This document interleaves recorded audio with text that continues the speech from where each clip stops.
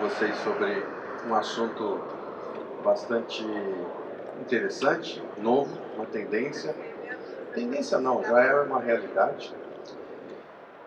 Às vezes a gente passeando pela feira, a gente percebe que essa realidade está um pouco longe, e às vezes a gente percebe que a realidade já está na nossa porta. Depois eu vou coordenar os outros trabalhos com vocês aqui até as 18 horas. Basicamente, a minha abordagem é em relação à qualidade de vida das pessoas. Muito do que a gente faz hoje, tanto no âmbito da iluminação interna quanto a iluminação de cidades, ela está focada nessa abordagem da qualidade.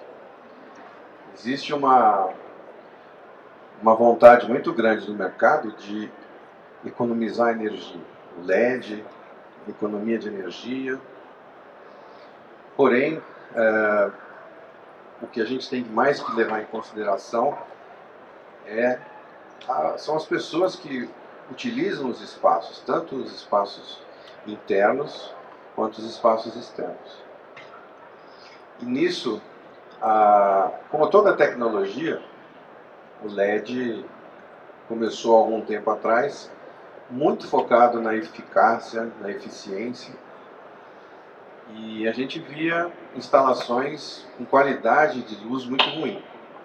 Um pouquinho antes do aparecimento do LED, a gente tinha uma evolução muito grande das questões óticas, das questões do ofuscamento, e agora com a evolução da maturidade também do mercado, a gente vai percebendo que a busca não só da eficiência e da eficácia, mas de soluções mais confortáveis, passa a ser uma realidade. Na última feira da Light and Building, a gente percebeu muitas soluções integrando automação, integrando tecnologia e desenvolvendo sistemas óticos e resultados de luz muito mais agradáveis do que vinha sendo feito.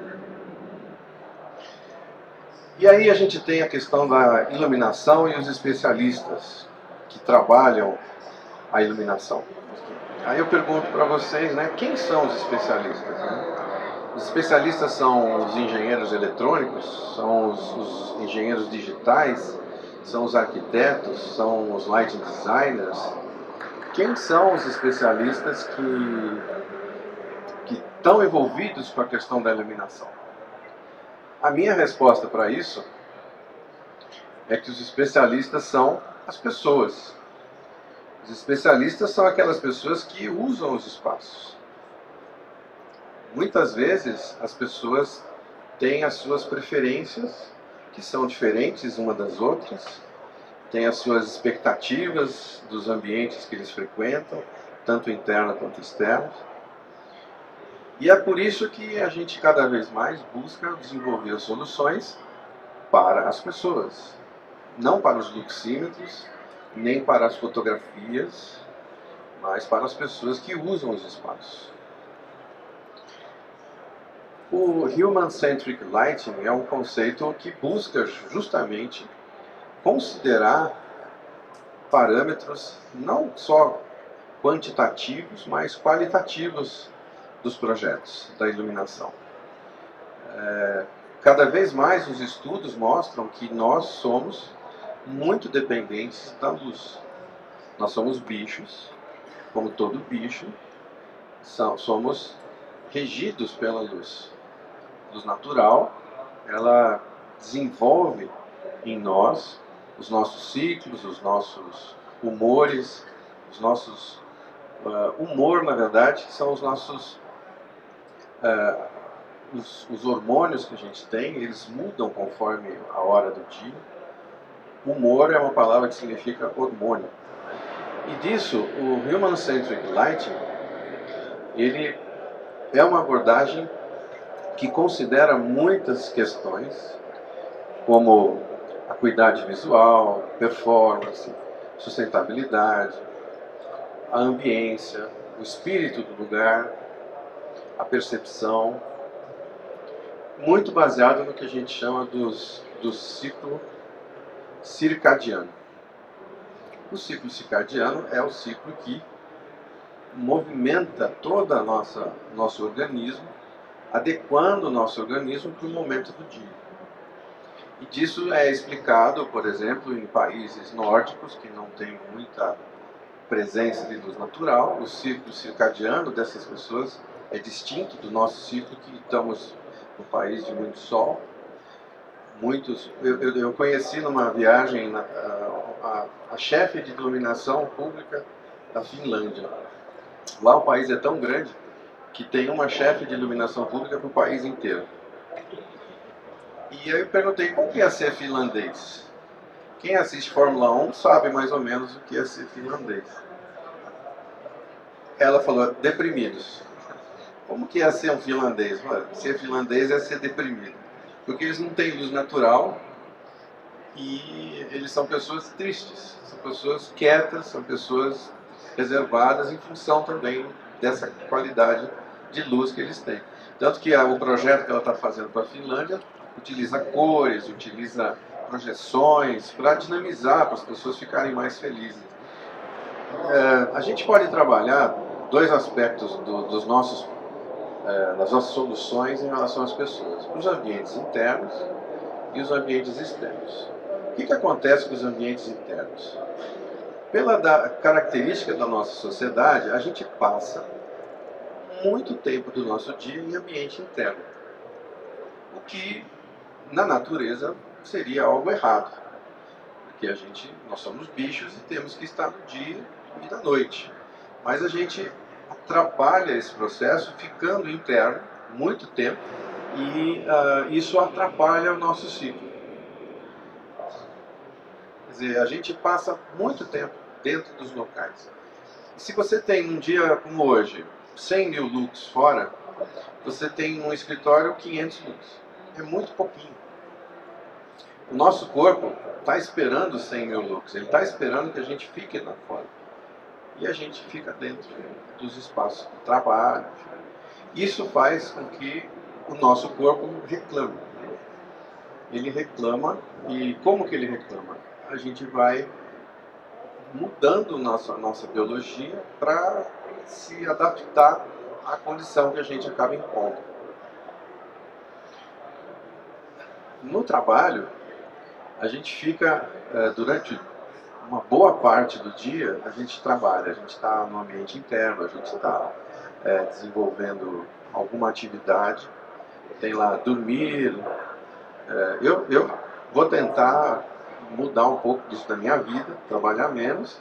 A minha sócia aqui não me deixa, mas eu gostaria de trabalhar menos, passear mais, mas não dá. Então, e também comer menos, né? Aqui tem 4% que a gente passa comendo, então tem que comer menos, fazer mais esporte e trabalhar menos. Mas não é isso que acontece. A gente acaba ficando realmente preso a essa situação.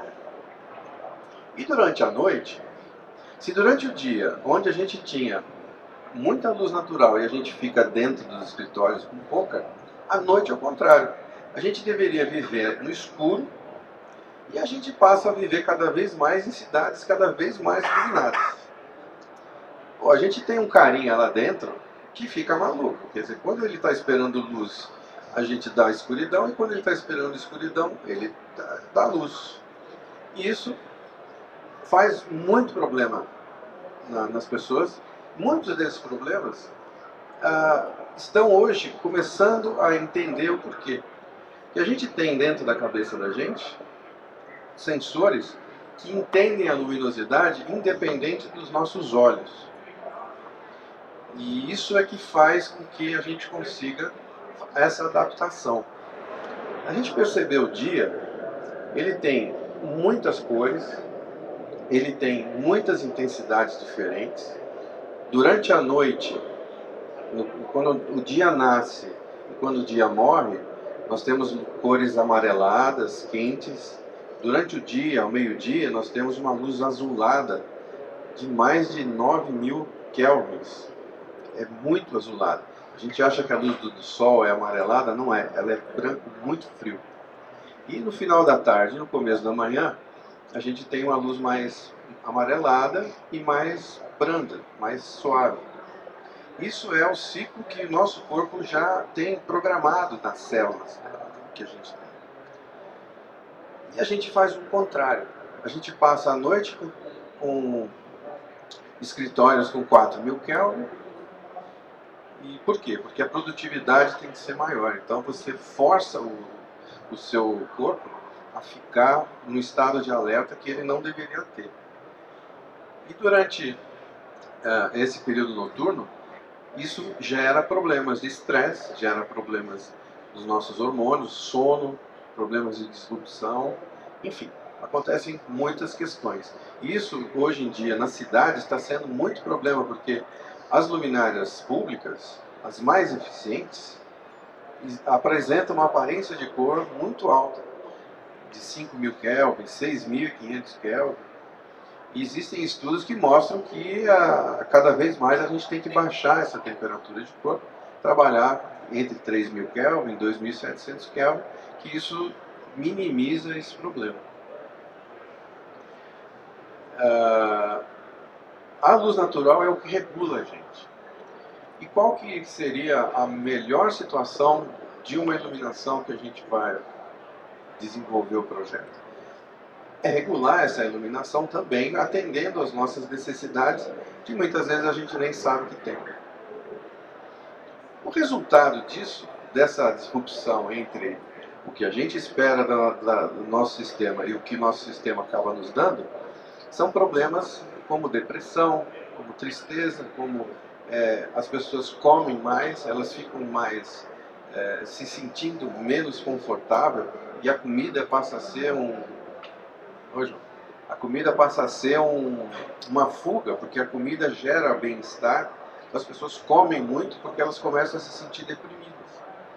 Então, muitos dos problemas da sociedade atual podem estar relacionados ao sistema que a gente utiliza para o trabalho e para as cidades que a gente vive. Nós estamos meio defasados com isso. Então, a consequência não, o que a gente entende disso? Que nós realmente somos borboletas. A gente gosta de luz, a gente se sente seguro na luz, a gente tem uma relação muito direta com a luz, e isso faz com que a iluminação e os projetos luminotécnicos tenham cada vez mais a importância na definição das soluções. Passa na nossa mão, os projetistas de luz, a responsabilidade de entregar, além da arquitetura e arquitetura de interiores, de entregar ao nosso usuário um ambiente ideal de trabalho. Esse filme eu mostro aqui como que a mesma pessoa com luz diferente, a gente percebe essa pessoa completamente diferente. É a mesma mulher, não são mulheres diferentes. Então, a mesma situação, com focos, cores, posicionamentos, a gente vê várias pessoas, várias mulheres. Isso é porque a mensagem que a gente recebe no cérebro é uma relação de causa e efeito entre o objeto iluminado e a nossa percepção. As sombras são fundamentais na percepção do espaço. A gente, na verdade, deveria projetar não iluminação, mas a gente deveria projetar sombras. Porque a importância da sombra é tão ou maior do que a importância da luz. A cor faz parte também desse universo. Então, quando a gente vai desenvolver um projeto, tudo isso que a gente tem como resultado do nosso projeto influencia diretamente na percepção do espaço. A pessoa pode estar feliz e, às vezes, com uma luz errada, ela parece doente. tudo isso é do ambiente e do poder que a luz tem. O ciclo circadiano, então, é esse ciclo que a gente tem diariamente, ajustado conforme a luz, e isso traz para nós, atendendo esse ciclo, grandes benefícios. E aí é que entra a parte da tecnologia. Hoje, com os LEDs e com os controles digitais, a gente consegue, de uma maneira quase invisível, perceber as necessidades das pessoas, e os sistemas se adaptam ao horário, à presença, à quantidade de luz natural, de uma maneira invisível. As pessoas não precisam apertar nenhum tipo de botão. O ambiente ele é programado para atender às necessidades que estudamos, sabemos quais são. E também existe a possibilidade de tecnologias que, com o seu celular, você consegue ajustar a luz do seu local de trabalho. Você consegue individualizar a sua luz. Você imagina hoje em dia, nesses espaços de coworking, que cada um senta onde quer, no dia diferente, senta na janela, senta no... E hoje a gente consegue adaptar o espaço que a gente vive da maneira que a gente mais gosta. E isso gera uma produtividade muito grande. Nós precisamos desse ciclo. Isso faz parte da gente. Eu, por exemplo, de manhã não consigo fazer nada. E mais à noite eu consigo produzir muito mais. Mas tem gente que acorda cedo, produz, e chega às 6 horas da noite, está com sono e vai dormir. Cada um tem um jeito. Tem os notívagos e os diurnos. Eu sou notívago, por exemplo. E daí é que vem a questão. A gente tem os aspectos visuais e tem os aspectos não visuais. Tudo isso daqui traz uma relação de conforto, que é um conforto psicológico. Você tem a ergonomia, você tem todo um estudo do conforto do ambiente, e você tem também o conforto psicológico, que a maioria dos inputs desse conforto vem através da visão e vem através da relação da luz com o elemento iluminado. Bom, cabe a nós, os light designers, trabalhar não só a questão visual, que é o que normalmente o conceito de light design trabalha, mas nós temos que trabalhar também as questões emocionais e as questões biológicas. É de responsabilidade de quem desenvolve o projeto de luz trabalhar essas questões. Nós precisamos, nos nossos projetos, justificar as nossas decisões considerando esses 3 universos de soluções, de consequências. Aí, na prática, o que significa isso? Significa que nós temos algumas questões importantes a considerar. Por exemplo, os projetos de iluminação não podem ser feitos baseados numa iluminação horizontal. Preciso de 500 lux no plano de trabalho. Nós temos que desenvolver os projetos considerando os elementos verticais, considerando a plasticidade do espaço. Porque senão você vai ter um plano iluminado e as paredes todas escuras, por exemplo. Você tem que ter uma modelagem do espaço. Essa modelagem traz aspectos de conforto importantes para a gente. Percepção da ambiência, o interesse e o dinamismo das pessoas. A gente percebe cada vez mais nos escritórios modernos uma preocupação muito grande com elementos verticais, salas de vidro, quadros iluminados. E há um tempo atrás os escritórios eram luminárias no teto e mesa no plano de trabalho somente. Isso está mudando demais. Outro aspecto importante é considerar a luz natural. A luz natural regula o nosso sistema circadiano. E trabalhar essa luz natural com os controles e com os sensores faz parte do projeto.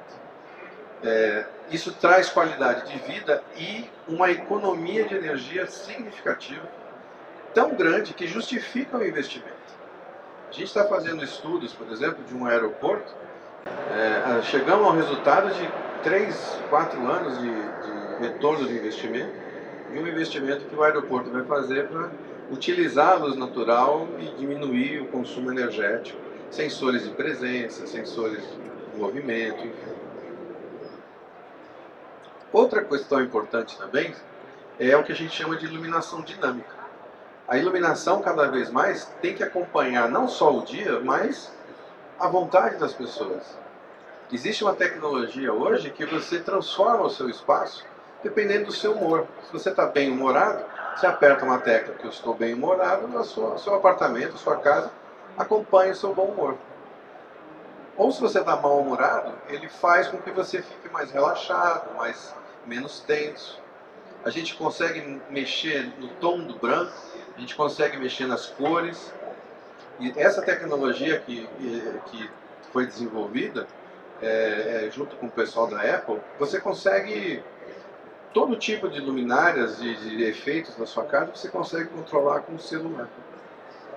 Programados. Você pode ligar isso, por exemplo, ao sistema de som, você coloca uma música de um tipo, o seu apartamento acompanha o mood, né? Acompanha a essência daquela música, enfim. Um outro aspecto importante que eu queria trazer para vocês é o que a gente chama de comunicação ambiental.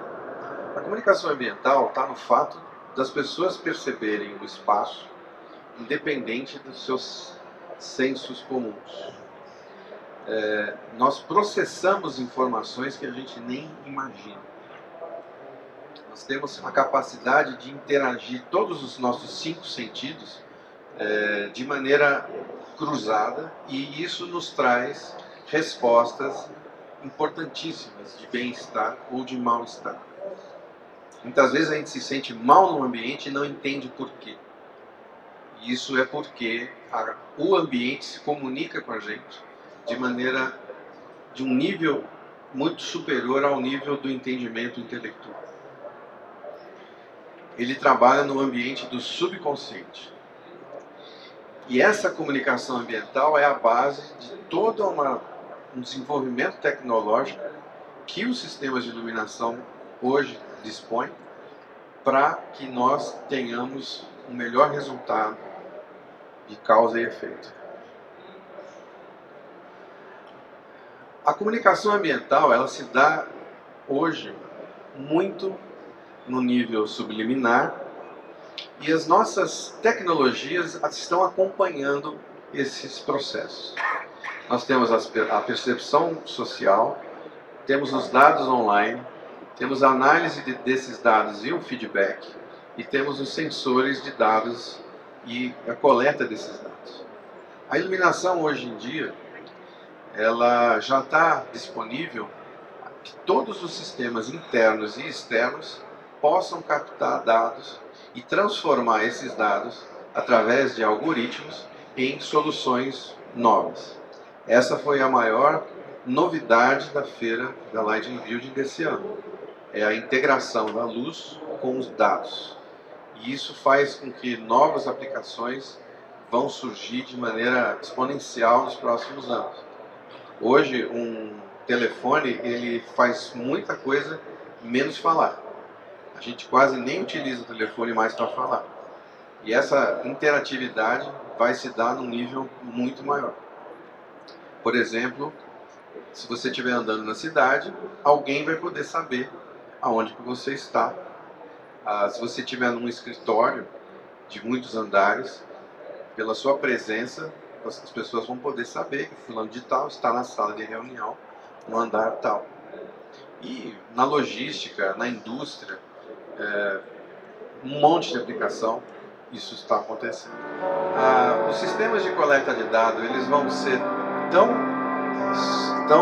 interessantes, importantes e invisíveis, que nós vamos conseguir trazer para o nosso ambiente artificial as mesmas relações de percepção e de reação que a gente tem com o mundo natural. O mundo artificial vai perceber o que a gente precisa e vai nos entregar isso de maneira automática, sem que nós percebamos. E daí é que vem a questão da multidisciplinaridade. A multidisciplinaridade está no fato das disciplinas estabelecidas, engenharia, arquitetura, em si não mais resolverão as questões. Por quê? Porque as questões passam a ser de uma complexidade um pouco maior. Hoje em dia, projetos que eu participo já não são mais somente desenvolvidos por engenheiros ou arquitetos. Eu já participo de projetos que têm cineastas trabalhando no projeto. Eu já participo de projetos onde psicólogos ou psicanalistas fazem parte da equipe multidisciplinar. Eu já fiz um projeto onde tinham, não é brincadeira, tinham 3 bruxas. Participei de um projeto de um shopping que foram contratados 3 bruxas para dar para nós os inputs de aonde que a energia daquele espaço precisaria de uma cor diferente. Ok, vamos seguir. Mas a multidisciplinaridade é algo realmente muito interessante. E hoje, numa palestra que eu dei numa universidade, me perguntaram qual era a melhor formação. A gente não sabe, porque os trabalhos que vão acontecer daqui para o futuro, a gente também não sabe quais serão as profissões que existirão. As demandas estão ficando muito fluidas. E com isso a gente precisa entender como que a tecnologia pode e deverá acompanhar essas questões. O Dr.